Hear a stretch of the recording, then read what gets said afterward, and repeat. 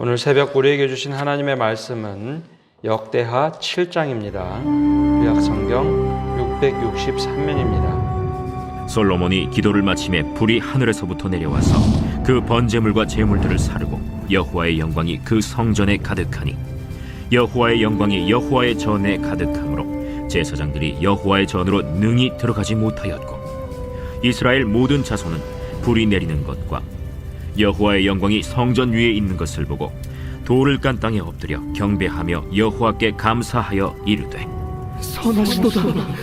그의 인자하심이 영원하도다. 이에 왕과 모든 백성이 여호와 앞에 제사를 드리니 솔로몬 왕이 드린 제물이 소가 22,000마리요 양이 12만 마리라. 이와 같이 왕과 모든 백성이 하나님의 전에 낙성식을 행하니라. 그때 제사장들은 직분대로 모셔서고 레위 사람도 여호와의 악기를 가지고 섰으니 이 악기는 전에 다윗 왕이 레위 사람들에게 여호와께 감사하게 하려고 만들어서 여호와의 인자하심이 영원함을 찬송하게 하던 것이라. 제사장들은 무리 앞에서 나팔을 불고 온 이스라엘은 서 있더라. 솔로몬이 또 여호와의 전 앞들 가운데를 거룩하게 하고 거기서 번제물과 화목제의 기름을 드렸으니 이는 솔로몬이 지은 놋제단이 능히 그 번제물과 소제물과 기름을 용납할 수 없음이더라. 그때 솔로몬이 7일 동안 절기를 지켰는데 하맛 어귀에서부터 애굽강까지의 온 이스라엘의 심히 큰 회중이 모여 그와 함께 하였더니 8째 날에 무리가 한 성회를 여니라. 제단의 낙성식을 7일 동안 행한 후 이 절기를 7일 동안 지키니라. 7째 달 제23일에 왕이 백성을 그들의 장막으로 돌려보내매 백성이 여호와께서 다윗과 솔로몬과 그의 백성 이스라엘에게 베푸신 은혜로 말미암아 기뻐하며 마음에 즐거워하였더라. 솔로몬이 여호와의 전과 왕궁 건축을 마치고 솔로몬의 심중에 여호와의 전과 자기의 궁궐에 그가 이루고자 한 것을 다 형통하게 이루니라. 밤에 여호와께서 솔로몬에게 나타나사 그에게 이르시되 내가 이미 네 기도를 듣고 이곳을 택하여 내게 제사는 성전을 삼았으니 혹 내가 하늘을 닫고 비를 내리지 아니하거나 혹 메뚜기들에게 토산을 먹게 하거나 혹 전염병이 내 백성 가운데에 유행하게 할 때에 내 이름으로 일컫는 내 백성이 그들의 악한 길에서 떠나 스스로 낮추고 기도하여 내 얼굴을 찾으면 내가 하늘에서 듣고 그들의 죄를 사하고 그들의 땅을 고칠지라. 이제 이곳에서 하는 기도에 내가 눈을 들고 귀를 기울이니 이는 내가 이미 이 성전을 택하고 거룩하게 하여 내 이름을 여기에 영원히 있게 하였으니라. 내 눈과 내 마음이 항상 여기에 있으리라.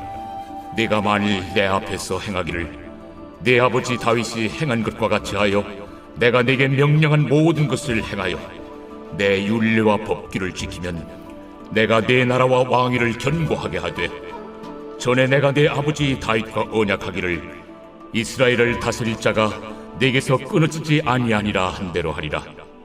그러나 너희가 만일 돌아서서 내가 너희 앞에 둔 내 율례와 명령을 버리고 가서 다른 신들을 섬겨 그들을 경배하면 내가 너희에게 준 땅에서 그 뿌리를 뽑아내고 내 이름을 위하여 거룩하게 한 이 성전을 내 앞에서 버려 모든 민족 중에 속담거리와 이야깃거리가 되게 하리니 이 성전이 비록 높을지라도 그리로 지나가는 자마다 놀라 이르되 여호와께서 무슨 까닭으로 이 땅과 이 성전에 이같이 행하셨는고 하면 대답하기를 그들이 자기 주상들을 애굽 땅에서 인도해내신 자기 하나님 여호와를 버리고 다른 신들에게 붙잡혀서 그것들을 경배하여 섬김으로 여호와께서 이 모든 재앙을 그들에게 내리셨다 하리라 하셨더라.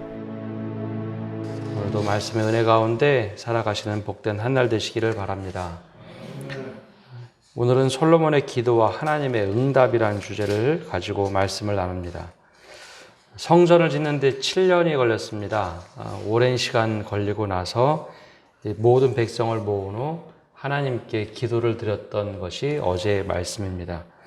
어제 말씀 나눴던 것처럼 일반적으로 기도하는 내용과는 사뭇 다른 기도를 하나님께 드리죠. 말씀을 기억하옵소서, 우리를 기억하옵소서라는 기도였습니다. 하나님께 이렇게 대화하듯이 기도한 그 응답, 그러면서 만약 우리가 범죄한다면 외면하지 마시고 심판하시되 우리가 다시 하나님께 돌이켜 간구하고 회개한다면 하나님 우리를 회복시켜 달라는 기도, 이것이 솔로몬이 하나님께 드렸던 기도입니다. 솔로몬은 영광이나 혹은 권력이나 자기 안위를 위해서 기도하기보다는 온 백성, 특별히 우리 지금 당대의 믿음뿐만 아니라 후손들의 믿음까지도 포괄하여 기도를 드렸죠. 그러자 하나님께서 이 모든 기도와 솔로몬이 행했던 것에 대한 응답을 하십니다. 그럼 어떤 방법으로 응답하시는가? 오늘 두 가지로 나타나는데, 첫 번째는 우리가 말씀 앞절에 읽었던 것처럼 불이 하늘에서부터 내려와서 번제단과 그 제물을 다 사르게 됩니다. 불사르게 되죠. 이것이 어떤 의미일까요? 그리고 또 후반절에 저 중간 밑에 나오는 것은 이 모든 낙성식과 초막절이 끝난 후에 하나님께서 밤에 솔로몬에게 다시 나타나십니다. 그리고 말씀하기 시작하죠. 이 두 가지의 의미가 있는데, 하나는 하나님의 집, 즉 성전은 하나님께 예배하는 곳이다 라는 것을 고스란히 드러내 보인 사건입니다. 하늘에서 불이 내려와서 모든 번제물과 모든 제물들을 불에 태웠다. 이 모습이 나중에 한 번 또 나타나는 경우가 있죠. 엘리야가 기도할 때 바로 이 모습이 나타납니다. 하늘에서 불이 내려와 하나님의 번제단에 있는 모든 제물을 불태웠다. 하나님의 임재의 상징입니다. 하나님께서는 스스로 내 집, 즉 성전은 예배하는 곳이다 라는 것을 증명해 준 사건입니다. 지금까지는 성막 혹은 회막에서 예배를 드렸고 그곳에서 번제물을 직접 불을 태웠다면, 이때는 하나님께서 그 번제물과 모든 제물들을 직접 하늘에 불이 내려와서 불태워버리죠. 그래서 하나님께서는 이곳에서 내가 예배를 받겠다라는 것을 스스로 증명해 보이셨습니다. 낙성식을 하는 그 기간, 굉장히 오랫동안 합니다. 7일 동안 낙성식을 하고 초막절 7일 지키고 8일째 모든 사람을 다 돌려보내는데, 그 어간에 하나님께서 이 성전을 받으시고, 이제 그래 내가 여기 임하겠다. 너희는 이곳에서 예배를 드려라 하는 그 임재의 상징을 보여줍니다. 너무나 거룩한 임재의 상징이었기 때문에 제사장들조차 너무 두려워서 성전에 들어가지 못할 만큼 하나님의 임재가 그대로 임하는 모습을 보게 됩니다. 그래서 하나님께서는 하나님이 거하시는 곳을 때로는 직접 이렇게 드러나 나타나게 하실 때가 있습니다. 바로 하나님의 집은 예배하는 곳이다. 두 번째는 오랫동안 기도했던 모든 것에 대한 응답을 솔로몬이 잠자리에 들었던 저녁에 하나님께서 임하셔서 기도에 응답을 하십니다. 두 번째로 나타났던 그 사건은 바로 하나님의 집은 기도하는 곳이다. 성전은 기도하는 곳이다 라는 것을 직접 알려주시죠. 이것이 언제 이제 몇 번 반복해서 나타나는가 하면, 처음에 성전 짓기 전에 하나님이 거하신다고 했던 하나님의 언약궤가 있던 그 자리 사무엘에게 한번 나타나셨죠. 사무엘아 사무엘아 하면서 부르셨던 곳이 바로 이 성막, 회막이 있던 곳이었습니다. 그리고 이 오늘 성전을 다 짓고 나서 하나님께서 기도의 응답으로 다 직접 나타나셔서 말씀하시죠. 그래서 이런 전통이 생겨서 예수님께서 성전 정화를 하셨을 때, 요한복음의 시간으로 따지면 일주일 마지막 고난주간 시작하던 그 종려주일 다음날 월요일에 성전에 들어가셔서 성전에서 비둘기 파는 사람들, 또 환전상들, 매매하는 사람들을 다 내쫓고 나서 하셨던 말씀이 있습니다. 내 아버지의 집은 기도하는 집인데 어떻게 강도의 구로를 만드느냐. 예, 바로 성전은 기도하는 곳이다라는 것, 이 두 가지를 분명하게 하나님께서 직접 말씀해 주시는 사건이 바로 오늘 말씀에 등장을 합니다. 그래서 예배를 드리는 곳, 그리고 기도하는 곳, 이것이 바로 근본적인 성전의 목적입니다. 그래서 지금도 이 성전의 개념을 고스란히 가지고 있는 이 예배당에서는 기도하는 곳이어야 하고 또 예배 드리는 곳이어야 합니다. 물론 현대 예배당은 이것만 하는 것은 아니지만 이것이 빠져서는 절대 안 된다는 것이죠. 예배함과 기도가 소홀히 돼서는 안 됨을 분명히 직접 알려주셨습니다. 그러자 이 이스라엘 백성들이 했던 고백이 있습니다. 막 두려워 떨면서도 여호와는 선하시도다, 그의 인자심이 영원하도다 라고 하면서 백성들이 고백을 합니다. 근데 이 고백이 굉장히 중요한 고백입니다. 여호와께 감사하여 이르되 선하시도다, 그의 인자심이 영원하도다. 이것이 과신하게 되는 하나의 출발점이기도 하는데, 이스라엘 백성들이 이것을 너무 과신을 했습니다. 맞아, 하나님은 선하시고 인자하셔, 그러니 우리가 죄를 져도 용서하실 거야 하는 과신 속에 빠져서 살아갑니다. 그거는 문제지만 적어도 우리가 늘 기억해야 될 것은 하나님의 성품은 인자하시고 그리고 선하신 분, 노하기를 더디하시는 분이라는 겁니다. 그래서 이것 때문에 과신해서 잘못된 행동에 반복돼서 빠지면 안 되지만, 적어도 우리가 멀리 길을 갔다가 또 믿음의 길에서 멀리 이탈하였다가도 마저 내가 하나님께 기도하고 간구하면 하나님은 인자하시지, 하나님은 선하시지, 노하기를 더디하시지, 그렇기 때문에 돌아온 탕자를 맞이하는 하나님처럼, 아버지처럼 하나님은 늘 우리가 회개하고 나서면 하나님께서는 우리를 맞이해 주시는 분이라는 것을 기억해야 합니다. 이것조차 기억하지 못하면 돌아올 수 있는 방법이 없습니다. 사람이 하나님 앞에 부끄럽거나 때로는 마음이 어려우면 떠나가고 나서 다시 돌아와야 할 때 못 움직일 때가 있습니다. 그때 반드시 기억해야 될 것은 하나님은 선하시고 인자하신 하나님.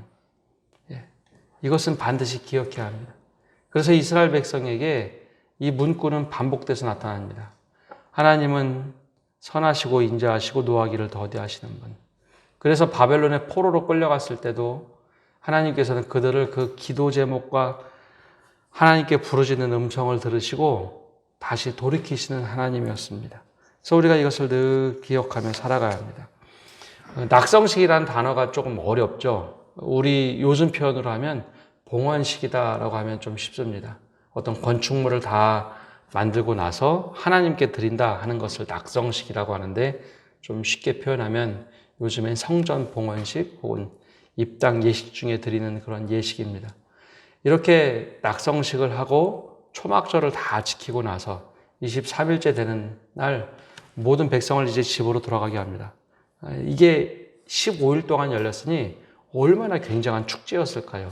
이스라엘 모든 전역에서 이 축제가 열렸습니다. 그래서 하맛 어기서부터 애굽 땅 이르는 데까지 거기서 모든 사람들이 모여서 예배를 드렸다. 근데 어마어마한 하나님께 제사, 당시로 모습으로 하면 제사를 드립니다.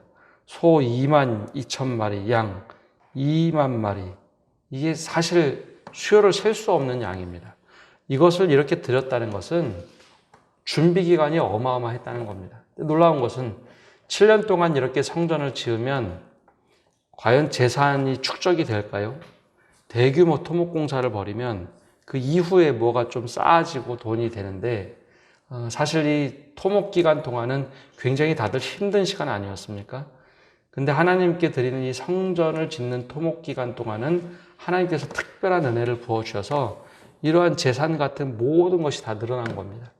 그래서 이게 엄청난 양의 소 22,000마리, 양 120,000마리, 이것을 드려도 재산상의 손해도 없었고 모든 백성이 풍족한 태평성대를 이루었다라는 것이죠.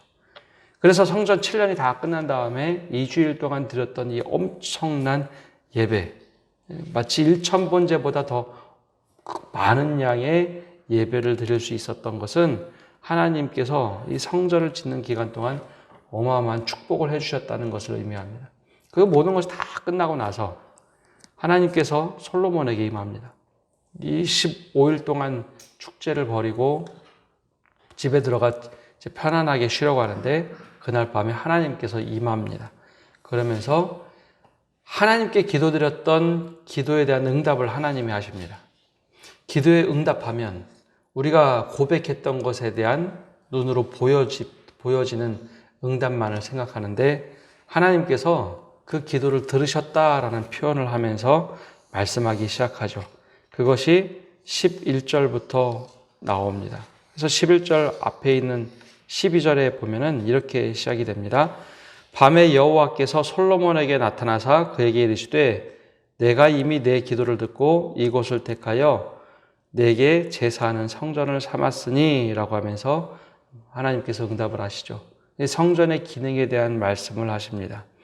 그러면서 13절에 혹 내가 하늘을 닫고 비를 내리지 아니하거나 혹 메뚜기들에게 토산을 먹게 하거나 혹 전염병이 내 백성 가운데 유행할 때에 이 14절이 제일 중요한 말씀입니다. 역대하 7장 14절이 역대하 전체의 가장 핵심되는 한 절만 뽑으라면 이 말씀입니다. 내 이름으로 일컫는 내 백성이 그들의 악한 길에서 떠나 스스로 낮추고 기도하여 내 얼굴을 찾으면 내가 하늘에서 듣고 그들의 죄를 사하고 그들의 땅을 고칠지라. 이것이 역대하 전체의 가장 핵심되는 말씀입니다. 그래서 사실 이 말씀 때문에 히브리인들은 늘 성전을 향하여 기도를 합니다. 다니엘 말씀을 봐도 그가 이스라엘을 향하여 활짝 문을 열고 성전을 바라보면서 기도를 하죠. 성전이 저쪽에 있는데 내가 저 성전을 향하여 내가 스스로 겸비하여 하나님께 기도하면 하나님께서 들으실 것이다. 지금도 이스라엘 사람들은 하루에 3번 기도할 때 이스라엘을 향하여 이 성전의 위치를 향하여 기도합니다.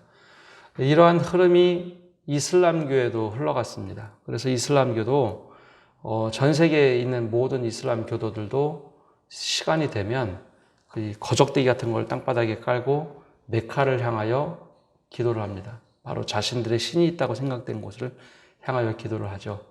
하나님께서 이 기도를 응답하면서 이렇게 말씀하십니다. 내 이름으로 일컫는 내 백성이 그들의 악한 길에서 떠나 스스로 낮추고 기도하여 내 얼굴을 찾으면 내가 하늘에서 듣고 그들의 죄를 사하고 그들의 땅을 고칠지라. 악한 길에서 먼저 떠나라라고 하나님이 말씀을 하시죠. 어떤 재앙이나 어떤 문제가 생겼을 때 이것은 우리의 죄악이구나. 근데 잘 보십시오. 이것은 이스라엘 백성의 죄라고 얘기하지 모든 사람들의 죄라고 얘기하지 않습니다. 이것이 하나님께서 이스라엘 백성들에게 요구하셨고 말씀하신 응답입니다. 종종 우리는 이런 생각을 많이 합니다. 세상 사람들이 죄를 져서 이런 일이 생겼어. 이스라엘 백성들도 저들이 잘못해서 이런 일이 생긴 거야. 근데 하나님께서 분명히 말씀하신 것은 너희가 죄를 지어서 그랬으니 너희가 죄악에서 떠나라. 그리고 스스로 무릎을 꿇는 것, 예전 성경에는 이것을 겸비했다라고 한자로 되어 있습니다. 겸비했다는 것은 스스로 무릎을 꿇고 기도하는 것, 회개하는 기도를 말합니다. 근데 회개를 우리가 눈물을 흘리고 잘못했습니다, 비는 것을 생각하는데 오늘 말씀에 잘 나오는 것처럼 우리가 죄악된 삶에서 떠나는 겁니다. 죄를 진 것에서 돌이키고 그리고 나서 회개의 기도를 하는 것, 이것이 진정한 회개입니다. 내가 잘못했습니다 라고 눈물 흘리는 게 회개가 아니고 그것은 반쪽이고요. 악한 길에서 떠나는 겁니다. 그러면 하나님께서 어떻게 하신다고 하냐면 하늘에서 듣고 내가 그들의 죄를 사하고 그 땅을 고칠지라, 회복시키겠다. 이 찬양 있죠. 나의 백성이 겸비하여 주께 기도하면 하늘에서 듣고 너희 땅을 고치리라 하는 찬양이 있습니다. 바로 역대하 7장 14절을 기초로 해서 만든 찬양입니다. 하나님께서 이 기도의 응답으로 이야기를 하십니다. 근데 이 기도가 어떤 기도였냐면 바로 솔로몬이 한 기도입니다. 4번에 걸쳐서 우리가 범죄한다면 주님 이거 심판하옵소서. 우리가 범죄해서 기근이 들거나 범죄해서 황충이 먹거나 우리가 범죄해서 모든 땅에서 다 쫓겨나고 적의 포로로 끌려갔을 때 하나님 우리가 하나님을 찾고 회개하고 기도하면 하나님 기억하옵소서. 이것이 솔로몬의 기도였습니다. 이 기도를 우리가 늘 기억해야 합니다. 앞에 부분도 연결되는데요. 우리가 문제가 생기면 하나님으로부터 떠나는 경우가 있습니다. 상처를 받은 경우도 있을 수 있고요. 속상한 일이 있어서 그럴 수도 있고 어떤 경우에는 해결이 되지 않아서 신앙으로부터 멀어질 때가 있습니다. 이스라엘 백성 경우에는 아예 성전이 없는 곳으로 끌려가 버리지 않았습니까? 예배는커녕 기도조차 할 수 없는 바벨론으로 끌려갔습니다. 근데 그때 이 말씀을 기억하라는 것이었죠. 여호와는 인자하시고 선하시고 노하기를 더디하시는 분. 그곳에서 기도하면 하나님께서 들으시겠다. 솔로몬이 기도한 대로 하나님이 응답하십니다. 그래, 네가 언제 어디서든지 나를 찾고 구하면 내가 너를 회복하겠다. 이것이 역대하 7장 14절의 응답이었습니다. 근데 이것만 응답하시는가? 아니요. 마지막에 19절부터 22절은 그럼에도 불구하고 너희가 만일 돌아서서 내가 너희 앞에 둔 내 율례와 명령을 버리고 가서 다른 신들을 섬겨 그들을 경배하면, 그럼에도 불구하고 너희가 돌이키지 않고 이방 신들을 섬기거나 너희가 만들어 놓은 신을 섬긴다면 하나님께서 세 가지 저주에 대한 말씀을 하십니다. 첫 번째는 내가 그 땅에서 뿌리를 뽑겠다. 너희가 살아갈 터전을 줬지만 그 땅에서 너희를 뽑아내겠다. 둘째는 이 성전, 그렇게 너희가 7년 걸쳐서 만든 성전, 내가 거한다고 했던 성전임에도 불구하고 이것을 없애버리겠다. 세 번째는 너희가 모든 사람들 중에 속담거리가 되게 하겠다. 어떤 속담이냐면 저들이 어떻게 했길래 하나님께서 그들을 애굽에서 인도해내는데 하나님이 그들을 버리셨는가? 아무 보잘것없는 사람들을 이끌어낸 하나님께서 왜 그들을 버리셨을까? 그들이 죄악 때문이다. 돌이켜서 하나님을 떠났기 때문이다. 이 응답을 하겠다. 그래서 마냥 축복만 하신 것이 응답이 아닙니다. 그래서 우리가 하나님께 간구하고 기도한 그대로 우리가 이루어달라고 늘 기도는 하지만 하나님의 응답은 늘 일관됩니다. 말씀을 지켜 행하라. 그리하면 내가 너와 함께 하겠다. 믿음을 가지고 살아라. 그러나 그거 떠난다면 하나님께서 끊임없이 경고하고 돌이키도록 하는데 내가 그 땅을 뺏고 성전을 뺏고 속담거리가 되게 하겠다. 근데 이대로 끝나는 것이 아니라 그럼에도 불구하고 너희가 돌이킨다면 내가 듣겠다라고 하는 것이 하나님의 음성입니다. 그래서 이 말씀을 처음 읽었던 바벨론 포로에서 돌아왔던 사람들이 어떻게 이 말씀을 읽었을까요? 눈물을 흘리지 않았겠습니까? 원래 이렇게 여러 번 말씀하시고 끊임없이 말씀하셨음에도 불구하고 믿음에서 저버렸던 사람들. 그래서 이 말씀을 읽었던 바벨론 포로에서 돌아왔던 사람들은 눈물 없이는 이 말씀을 사실 읽지를 못했던 말씀입니다. 그래서 우리가 늘 기억하실 때 이 역대하 7장 14절을 늘 기억하시기 바랍니다. 내 이름으로 일컫는 내 백성이 그들의 악한 길에서 떠나 스스로 낮추고 기도하여 내 얼굴을 찾으면 내가 하늘에서 듣고 그들의 죄를 사하고 그 땅을 고칠지라. 그래서 우리가 이 말씀을 붙잡고 살아갈 때 하나님께서는 때로는 우리가 잘못된 길을 가도 반드시 고치시고 회복시키실 겁니다. 우리가 이 믿음을 가지고 살아가시는 성도 여러분 되시기를 바랍니다. 기도하겠습니다. 하나님, 우리가 주님께 간구하고 부르짖을 때, 그리고 죄악된 길에서 떠나고 주님을 부를 때 하나님께서 우리의 기도를 들으시고 우리를 회복하신다고 했던 이 약속의 말씀, 우리가 늘 기억하며 살아가게 하여 주옵소서. 하나님, 주님 전에 나와 기도할 때 우리의 기도를 들으시고 또 우리 예배를 기쁘게 받아 주옵소서. 그래야 하나님께 예배하고 기도하는데 부족함이 없도록 모든 상황과 환경을 만들어 주시고 하나님의 선한 길로 인도하여 주시옵소서. 그래요, 우리가 어떤 상황, 어떤 환경에 놓인다 할지라도 하나님께 기도하고 예배하는 것 소홀하게 생각하지 않게 해주시고 우리가 있는 처소에도 주님께 부르짖고 찾으면 주님께서 늘 응답하시는 분이라는 것을 기억하게 하여 주옵소서. 이스라엘 백성들은 아직도 날마다 이스라엘 예루살렘을 향하여 기도하고 있지만 우리는 날마다 임재하시는 성령과 함께 더불어 동행하며 기도하며 살아갑니다. 우리와 늘 함께해 주시고 우리가 주님으로부터 멀어지는 우를 범하지 않도록 은혜 내려 주옵소서. 오늘도 주님께서 우리와 늘 동행하실 줄 믿으며 예수님의 이름으로 기도합니다. 아멘.